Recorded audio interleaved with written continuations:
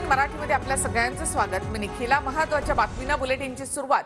भाजपचे उन्मेष पाटील उद्या ठाकरे गटामध्ये प्रवेश करणार आहेत। जळगावमधून उन्मेष पाटील ठाकरे गटाचे संभाव्य उमेदवार असतील। उमेश पाटलांनी आज राऊत आणि ठाकरे यांची भेट घेतली आहे। उन्मेष पाटील ठाकरे गटामध्ये प्रवेश करण्याच्या विचारात आहेत असं संजय राऊत यांनी म्हटलं आहे। उन्मेष पाटील काही वेगळा निर्णय घेतील असं वाटत नाही असं यावर जळगावच्या भाजपच्या उमेदवार स्मिता वाघ यांनी म्हटलंय।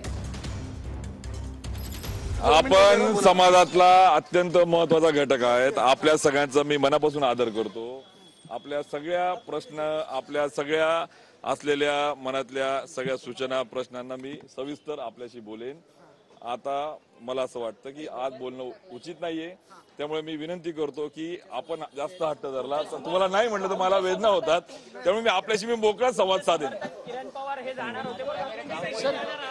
बोल, तुम्ही आपल्याशी बोलतो अरे मी आणि राऊत साहेब आम्ही संसदेच्या सभागृहात सोबत काम केलेलं आहे। आमची राऊत साहेबांशी या सगळ्या सहकाऱ्यांशी कायम चर्चा होत असते। त्या निमित्ताने आज मी संवाद साधायला आलेलो आहे। त्यामुळे प्रत्येक गोष्टीच्या मागे आपण राजकारणाकडे बघू नका। राजकारणाच्या पलीकडे मैत्री जपली पाहिजे। आजकाल ती जपली जात नाही, ती जपण्याचा हा प्रयत्न आहे, बाकी काही नाही। अनेक सहकारी चळवळी संस्थांशी जे जोडलेले आहेत त्यांची प्रतिमा उत्तम आहे, तरी त्यांचं उमेदवारी कापल्याबद्दल आम्हाला आश्चर्य वाटलं। ते अस्वस्थ आहे ते नक्कीच। ते भेटले, चर्चा झाली, आता ते माननीय उद्धव साहेबांना भेटण्यासाठी मातोश्रीवर गेले। आपल्याकडे प्रवेश करणार आहे, त्यांना तिकीट मिळते अशा देखील चर्चा सुरू झालेल्या आहेत। काय उद्यापर्यंत कळेल।